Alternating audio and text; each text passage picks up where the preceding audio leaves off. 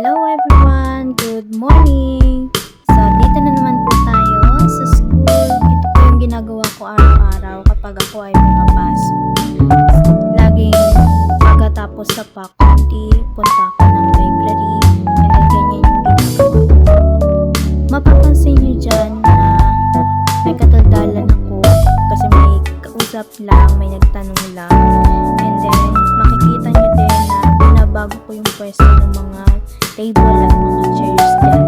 Kaya naman sila, nagugulat silang lahat kada pasok nila na iwanan na yung mga pwesto ng mga table and chairs.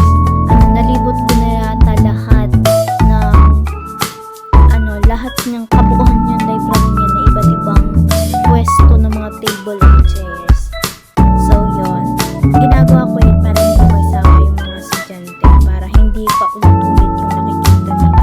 And then para naman sa ganun, matuwa naman sila, para masabi nilang nag-e-effort ako as library in charge.